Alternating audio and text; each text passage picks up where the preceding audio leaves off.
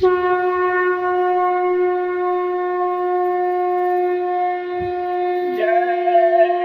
गुरुदेव। जय गुरुदेव। बाबा जी का यह उद्देश्य विश्व गुरु हो भारत देश। हाथ जोड़कर विनय हमारी हो जाओ सब शाकाहारी। जय गुरुदेव।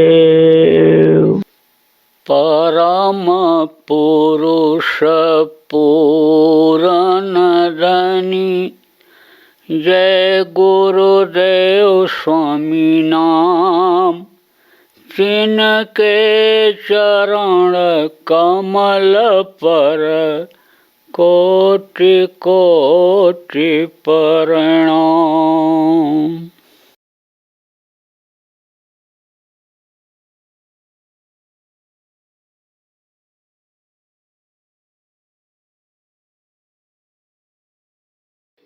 जय गुरुदेव।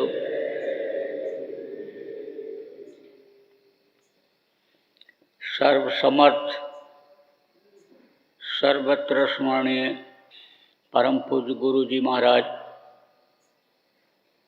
उपस्थित सभी सत्संगी साधक धर्म प्रेमी बच्चों एवं बच्चियों, आज 24 अक्टूबर 2020 सायंकाल के बेला आश्रम उज्जैन और नवरात्र की अष्टमी। आज हमारा और आपका दोनों का भाग्य है कि हमको कुछ सुनाने का और आपको कुछ सुनने का मौका मिल रहा है। ये जो धर्म कर्म की बातें हैं, मानवता इंसानियत की बातें हैं, सत्संग की बातें हैं, वो लोगों को कम सुनने को मिलती हैं और इस समय पर कलयुग में विशेष रूप से, क्योंकि आदत छूट गई लोगों की। पहले तो तीज त्योहार को जब कोई पर्व लगता था या कोई इस तरह के नवरात्र आदि के कार्यक्रम आते थे, दिन आता था, तो बराबर लोग सुनते थे, समझते थे और उसका पालन करते थे। तब आज की तरह से तकलीफें नहीं थी, आज की तरह से कष्ट नहीं था। सत्संग की बहुत बड़ी महिमा बताई गई। जिस तरह से साबुन और पानी से शरीर की सफाई कर लेते हैं, कपड़े की सफाई कर लेते हैं, धुलाई कर लेते हैं, उसी तरह से अंतरात्मा की सफाई सत्संग वचनों से होती है। सत्संग जब समझ में आ जाता है, बात पकड़ में आ जाती है, तो आदमी को ज्ञान हो जाता है, मन चित्त बुद्धि सही हो जाती है, निर्मलता आ जाती है। और सत्संग की इतनी बड़ी महिमा बताई गई कि जिस स्थान पर सत्संग होता है वो स्थान भी जग जाता है। आप देखो, अब भी लोग कोई अनुष्ठान करते हैं, यज्ञ करते हैं, तो भूमि को जगाते हैं, भूमि पूजन करते हैं। जमीन पर जहाँ लोग साधना करते हैं, संत रहते हैं, सामूहिक रूप से या व्यक्तिगत रूप से एक जगह पर साधना होती है, वो भूमि भी जग जाती है। आप समझो, भूमि पर, जमीन पर बैठ करके जब साधक साधना करता है और तार जब उस मालिक से जुड़ जाता है तब उसकी ताकत शरीर में से हो करके और जमीन में भी चली आती है, जिसको कहते हो कि अर्थ कर दो। तड़िक चालक लगाते हैं कि बिजली ऊपर से गिरे तो इसी तार के सहारे से जमीन के अंदर चली जाए। तो इसी तरह से भूमि भी जग जाती है और उस भूमि की जागृति बनी रहती है जब तक वहाँ कोई पाप न करे, जब तक उसको गंदा न करे। यही कारण है कि देखो जहाँ पर संत रहे, जहाँ पर साधक रहे, उस भूमि को भी लोग प्रणाम करते हैं, लेकिन ये ज़्यादा दिन तक नहीं चलता है। कुछ ही समय में जब स्वार्थी लोग वहाँ रहने लगते हैं, बुद्धि मलिन मनमुख लोग रहने लगते हैं, तब उस स्थान का महत्व खत्म हो जाता है। आप समझो कि आज दुर्गा अष्टमी है। दुर्गा जी कौन हैं? दुर्गा जी की क्या महिमा है? दुर्गा जी से हमको क्या मिल सकता है? दुर्गा जी क्या कर सकती हैं? बहुत से लोगों की सोच भी ऐसी नहीं है कि इन चीज़ों को जाना जाए, समझा जाए। दादाजी करते रहे, पिताजी करते रहे, अब हम भी करते रहे, समझो सासू माँ करती रही, हम भी वही करते रहें, उसी तरह से पूजा पाठ करते रहें। लेकिन वो तो एक दिखावा होता है, वो तो एक फॉर्मेलिटी जिसको कहते हो वो पूरा होता है, फायदा लाभ नहीं मिल पाता है। देखो आप दुर्गा जी की मूर्ति लोग बनाते हैं, साधकों ने जब देखा तो कहा दुर्गा जी इस तरह की हैं। अब जब वर्णन किया, लोगों ने कोशिश किया, नहीं देख पाए, तो बोले अब इसी तरह की मूर्ति बना दिया जाए। तलवार हाथ में लिए हुए दिखाते हैं, तलवार लिए हुए भी दिखाते हैं, और माता भी कहते हैं। माँ तो हमेशा दयालु होती है, लेकिन माँ के प्रति भाव उस तरह का जब रहे, माँ उसको माना जाए, अम्मा के आदेश का पालन किया जाए, तो ही माँ की दया होती है। आप समझो छोटा बच्चा होता है, माँ का बहुत प्यारा होता है, दूध पीता है, लेकिन अगर किसी माँ के दूध में कमी है, दूध कम आ रहा है, तो गुस्से में बच्चा समझ लो कि दांत से दबा देता है। तो माँ क्या करती है? थप्पड़ मार देती है, बच्चे को समझाती है, बच्चे को बताती है, और बच्चा नहीं मानता है तो कान ऐसती है, थप्पड़ मारती है, हाथ से इशारा करती है, उंगली से ऐसे इशारा करती है। आपने फोटो में देखा होगा, कृष्ण बड़े चंचल थे बचपन में, मक्खन तो खाते ही थे, पड़ोसियों के मटकी भी तोड़ देते थे। तो यशोदा उनको ऐसे उंगली दिखाती थी, ऐसे। माँ का स्थान बहुत ऊंचा होता है, लेकिन माँ अगर नाराज हो जाए तो कूट पीट करके बिल्कुल फिट कर देती है। इसलिए दया माँ से लेना, माँ को समझना।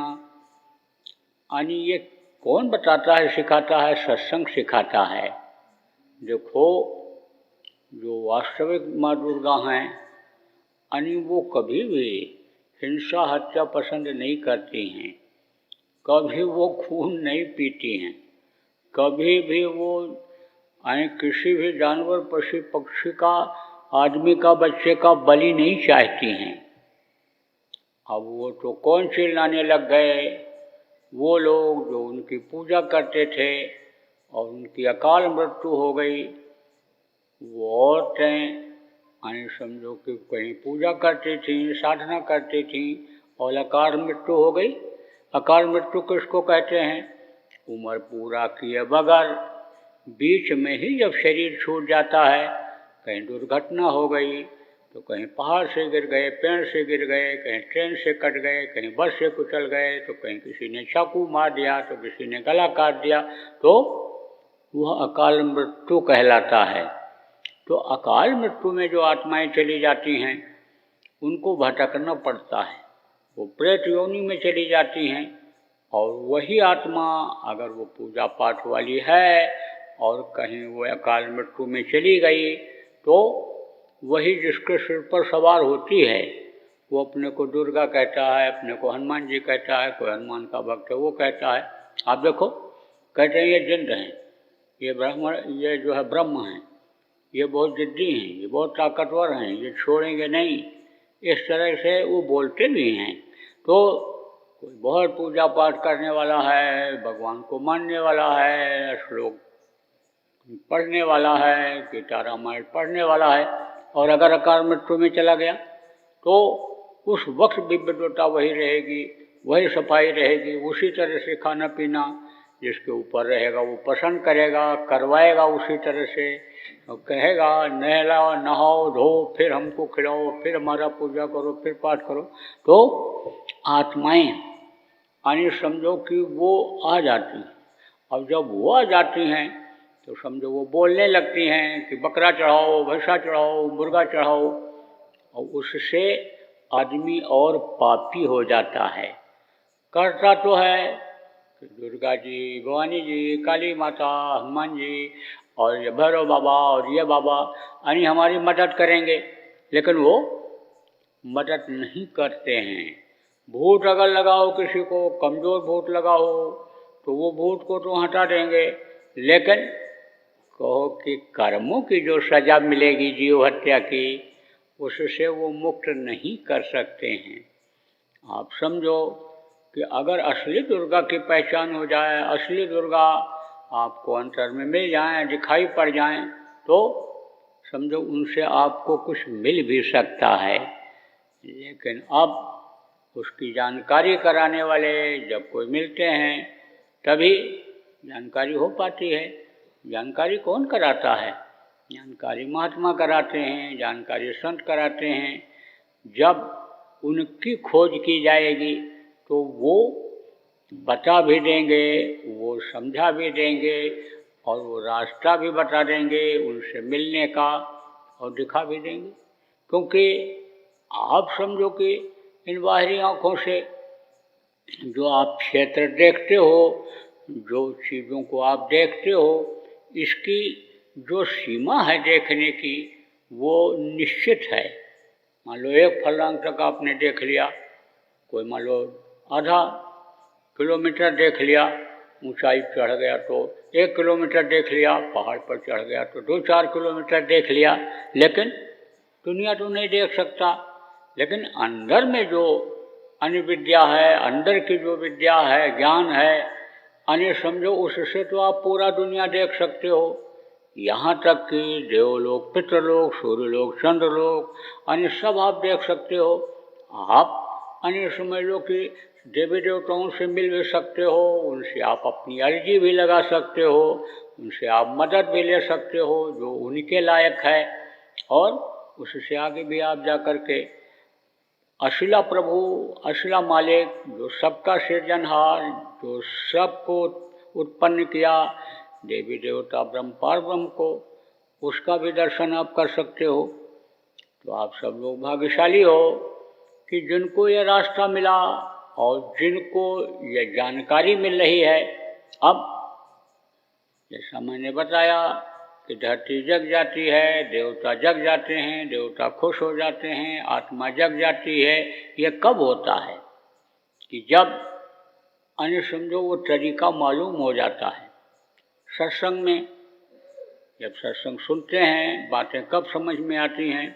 जब उधर ध्यान लगाते हैं। ध्यान जब उधर ही रहता है, आँख उधर ही देखती है, कान उसी तरफ रहता है, जो वो बोलते हैं उनका आवाज़ कान में पड़ता है तो वो अंदर चला जाता है। ऐसे ही सुना, ध्यान नहीं दिया, कुछ सुना कुछ छोड़ दिया तो वो चीज़ भूल जाती है। लेकिन कहते हैं हृदयंगम करो, हृदय में बसा लो, याद हो जाए। तो जब याद हो जाता है तब फिर आप समझो कि जल्दी नहीं भूलता है। फिर तो आप समझो कि वो चीज़ जग जाती है। अभी दिवाली आएगी, दिवाली को लोग मंत्र जंत्र जगाते हैं। आप समझो कि यानी इसलिए जगाते हैं कि ये यानी हमारा काम दे, कारगर हो जाए, इस मंत्र के द्वारा हमको फायदा हो जाए। ऐसे ही आत्मा को जगाया जाता है। और आत्मा जब जग जाती है तो आत्मा में पूरी ताकत आ जाती है। आप ये समझो कि यानी फिर इधर उधर भटकने की ज़रूरत नहीं पड़ती है कि 10 जगह दौड़ने की ज़रूरत नहीं, 10 तरह के पूजा पाठ की ज़रूरत नहीं। फिर तो बस आप समझो कि एक ही साधे सब सधे और सब साधे सब जाए। एक सध जाता है तो उसी से सारी चीज़ें सध जाया करती हैं। तो हमको ये नहीं कहते हैं कि भाई आप पुराने लोगों को न मानो, पुरानी बातों को न मानो। पुरानी चीज़ें जो बताई गईं उनमें सत्यता थी, लेकिन जब जानकारी हो जाती थी कि सत्य की पहचान कैसे होती है, कैसे फ़ायदा उठाया जा सकता है, तभी होता था। अब रूपरेखा बदलती गई। तो देखो, ये त्यौहार आते हैं, किस लिए आते हैं? बुराइयों को छोड़ने के लिए और अच्छाइयों को ग्रहण करने के लिए। आज आप यही सोच लो कि भाई हमको अपनी आत्मा को जगाना है, हमको इनकी सही जानकारी करनी है और हमको इस काम में लगना है विश्वास के साथ। विश्वास अगर हो तो वही फलदायी हो जाता है। विश्वास फलदायकम। और जो उस मालिक पर विश्वास करता है उसकी पूरी मदद होती है। आप समझो कि मुस्लिम यानी इस्लाम धर्म जिसको कहते हैं, उसमें भी मानने वाले यानी अच्छे अच्छे हुए हैं।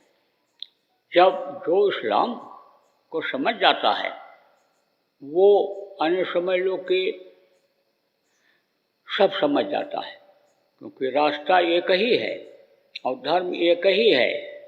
और समय समय पर परिवर्तन के लिए ये आते रहते हैं। और औपचारिक शक्तियाँ, संत महात्मा ये समय समय पर आते रहते हैं और उपदेश एक ही तरह का देते हैं, बताते समझाते अलग हैं।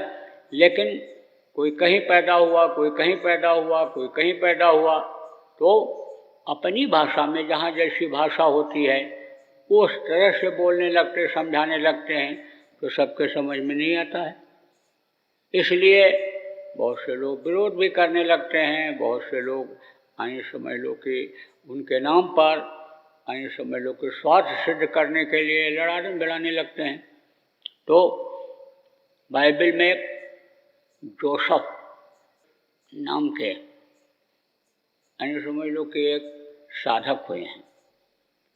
यूनुस उनका नाम था, उन्हीं के चलते जोसेफ नाम से बाइबल में आई है। तो यूनुस आइए समझ लो कि को मिल गए, शुरू में ही फकीर मिल गए, कम उम्र में साधना करने लगे। साधना जब करने लगता है आदमी, तब उसका रूप रंग, उसका तौर तरीका, उठना बैठना बदल जाता है, एक जैसा नहीं रहता है। तो दुनियादार यानी उनमें दुनियादारी कम पाते हैं, तो घृणा करने लगती है, जलन होने लगती है। कहा गया ना, जगत भगत सो बैर है, चारों जो परमान, पलटू ना हक भूखता, साधु देख कर स्वान। साधु को देख करके जैसे कुत्ता भूखता है, ऐसे ही साध का मतलब क्या होता है? साधक। साधक जो होते हैं एक ही तरह के सब लोग साधना किए, चाहे वो इस्लाम धर्म के रहे हों, चाहे वो क्रिश्चियन वाले रहे हों, चाहे जो रहे हों, सब एक ही तरह के रहे। अब ये जरूर रहा है कि पहले संत जब नहीं थे तो संत मत का विस्तार नहीं था, तो जो उसको जहाँ तक की साधना मालूम थी वहाँ तक का उन्होंने कराया और बताया। इस समय पर जब पूरे संत आ गए तो पूरा रास्ता खोल दिया, साफ कर दिया और चैलेंज के साथ इस जीवात्मा को मालिक तक पहुँचाने के लिए काम करने लग गए। तो आप समझो कि परिवार के लोग उनसे नाराज़गी रखने लग गए और भाई इतना नाराज होने लग गया उससे कि सोचा अब इसको घर से निकाल देंगे। फिर सोचा घर से निकाल देंगे तो फिर आ जाएगा, इसलिए ले चलो इसको बेच दो। तो उस समय पर गुलाम प्रथा थी, गुलाम खरीदे जाते थे, एक बार पैसा दे देते थे, पूरी ज़िंदगी यानी समझो कि गुलामी कराते थे। फिर तो खाना कपड़ा जैसा वो दें उसी तरह से यानी रहना पड़ता था, उसी तरह खाना पड़ता था। आप समझो कि राबिया एक फ़कीर हुई, उसको भी बेच दिया था।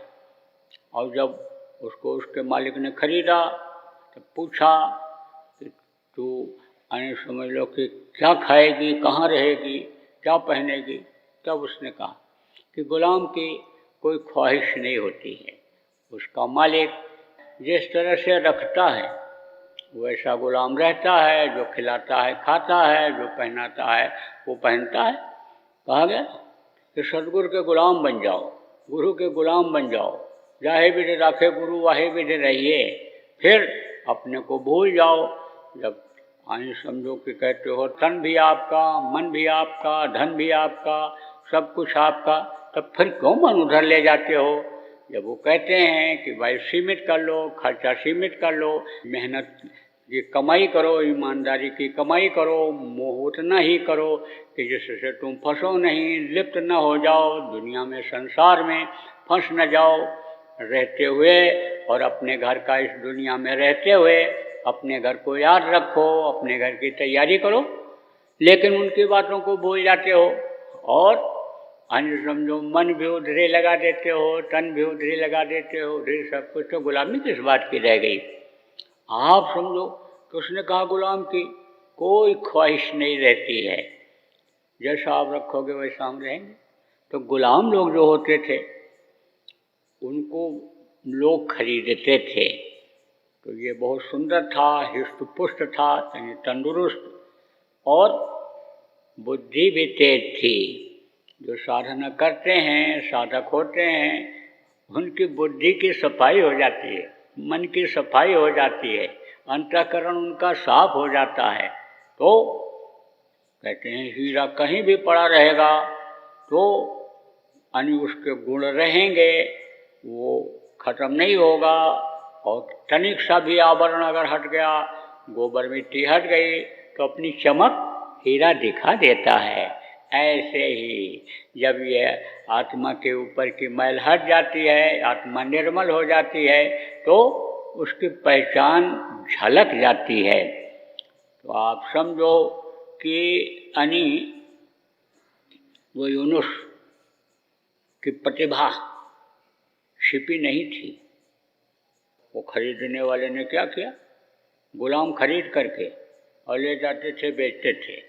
जैसे ऐसे अभी एजेंट होते हैं, आपको मजदूरी पर रख लेते हैं और आपको कुछ तनख्वाह देते हैं, कंपनी में जहाँ लगाए वहाँ से उनको ज़्यादा तनख्वाह मिलता है, रहने की जगह देते हैं, खाने का इंतजाम कर देते हैं और काम जगह जगह पर कराते हैं, और जो बीच का पैसा होता है वो उनकी आमदनी हो जाती है। ऐसे ही उस समय पर गुलामों को खरीदते थे और ले जा कर के जो जैसा होता था उसके यहाँ बेच देते थे। तो जब इसको देखा, बड़ा होनहार है यूनुस और बहुत समझदार है, तो कहा कि राजा के यहाँ इसको ले चलेंगे, बादशाह के यहाँ, और उसके हाथ बेचेंगे। तो गया, गुलाम खरीदने वाला लेकर के गया और दिखाया, तो राजा को बहुत पसंद आ गया, स्वभाव, बातचीत, उठना बैठना और काम धंधा, तो उसको खरीद लिया। अब गुलामी करने लगा, सेवा करने लगा, क्योंकि सेवा जो होता है उसका सेवा भाव ही लक्ष्य होता है, उद्देश्य होता है।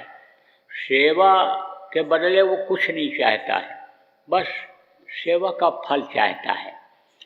तो जब अब उसने सोच लिया कि हमको जीवन में अब कुछ नहीं करना है, बस केवल हमको सेवा करनी है और मालिक को याद करना है, खुदा का को आने समझ लो कि इबादत करनी है, जब यही सोच लिया उसने तो रहने लगा, सेवा करने लगा। तो एक दिन जो वो बेगम थी जुनेजा नाम था उसका, बादशाह की बेगम जुनेजा, उसको बुला के अपने महल में ले गई और कमरा अंदर से बंद कर लिया और गलत इरादा प्रकट कर दिया उसके सामने। बड़े चक्कर में पड़ा। कहा कि भाई अगर हम इसके कहने से करते हैं कोई काम तो हमारा ईमान खराब होगा, हमको वहाँ पेश होना पड़ेगा, हमको दरबार में पेश होना पड़ेगा, इंसाफ के तख्त के सामने जाना पड़ेगा और जालिमों की सज़ा हमको भुगतनी पड़ेगी। और अगर समझो कि करता हूँ तो ये होगा, मना करता हूँ तो ये बेगम छोड़ेगी नहीं, मरवा देगी, ये तो इल्ज़ाम लगा देगी और बादशाह हमको फांसी पर लटका देगा। यही सोच ही रहा था तब मालिक को याद किया। कहते हैं कि जब भक्त भगवान को याद करता है तो भगवान तुरंत मदद करते हैं। तो जब याद किया तो फौरन उसके अंदर ये बुद्धि आ गई। किसके? यानी बेगम, जिसको रानी कहते हैं, ये मूर्ति है और मूर्ति सामने रहेगी तो ठीक नहीं रहेगा। तो वो मूर्ति पूजा करती थी, तो उस पर उसने पर्दा डाल दिया। अब यह तो संकट में था ही, करूं तो क्या करूं? एक तरफ कुआं है, दूसरी तरफ खाई है, कहाँ गिरूं, इधर जाऊं कि उधर जाऊं, कहाँ करूं क्या करूं? मार तो पड़नी ही है, तकलीफ तो आनी ही है।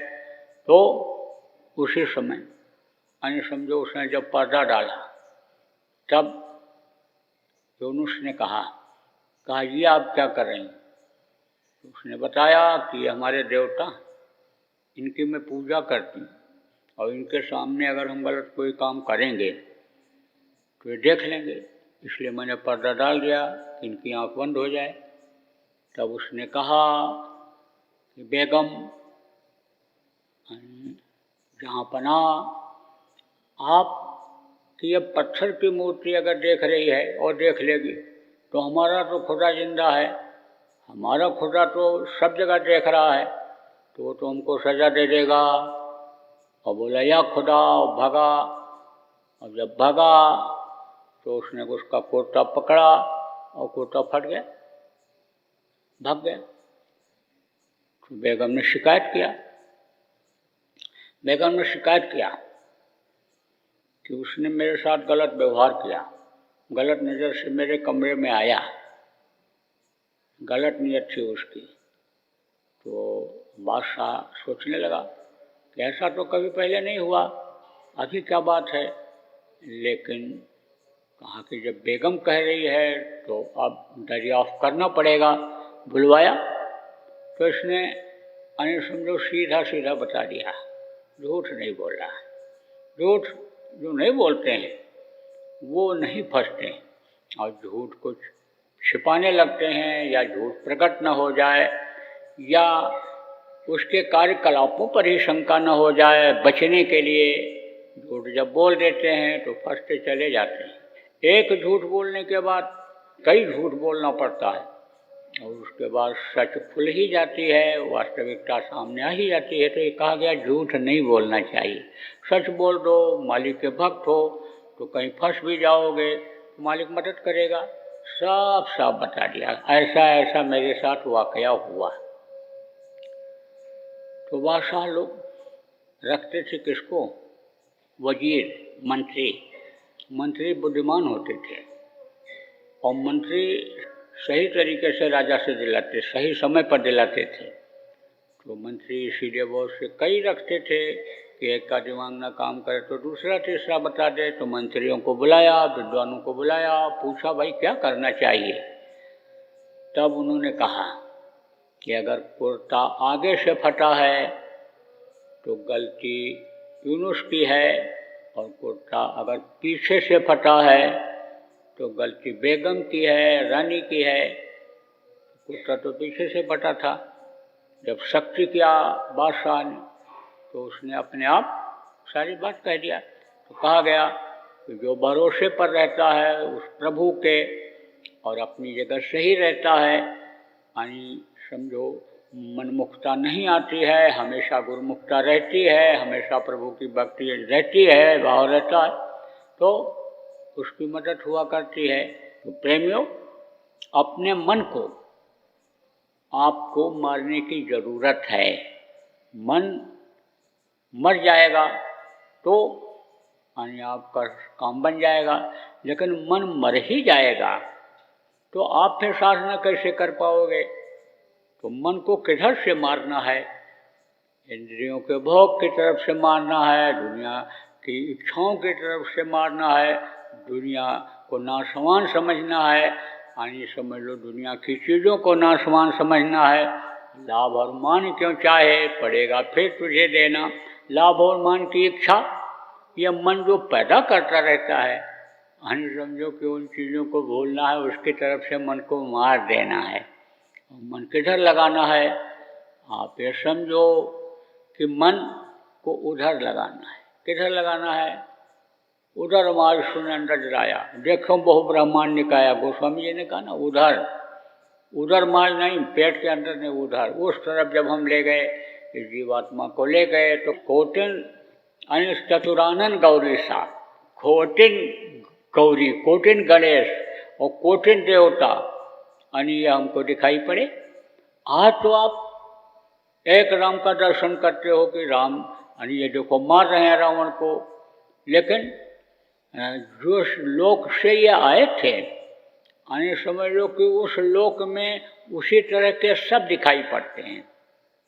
जैसे आप देखो कि जहाँ पर धोती कुर्ता पहनते हैं या जहाँ पैंट ही शर्ट पहनते हैं, वहाँ का आदमी दूसरे गांव में चला जाए तो वो उससे भिन्न दिखता है, और जहाँ की जैसी वेशभूषा होती है उसी तरह के लोग वहाँ दिखाई पड़ते हैं। तो ऊपर में उन लोगों में वैसे ही दिखाई पड़ते हैं, लेकिन किधर? उधर। इस दुनिया की तरफ नहीं, उधर की आँख करो, उधर माँ सुंदर नजर आया, तो मन को उधर लगाओ कि जिससे आपका काम बन जाए, मानव जीवन सार्थक हो जाए। तो बोलिए जय गुरुदेव, जय गुरुदेव, जय गुरुदेव, जय गुरुदेव, जय जय गुरुदेव।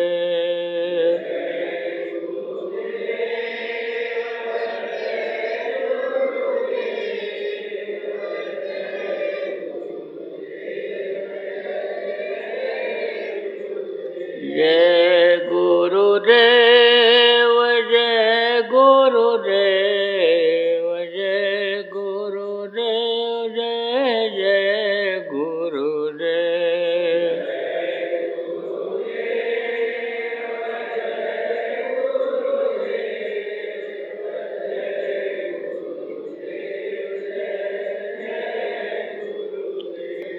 जय गुरुदेव। जय गुरुदेव। बाबा उमाकांत जी महाराज अपने ही प्रेमियों के सहयोग से संस्था द्वारा जनहित का कार्य करते हैं।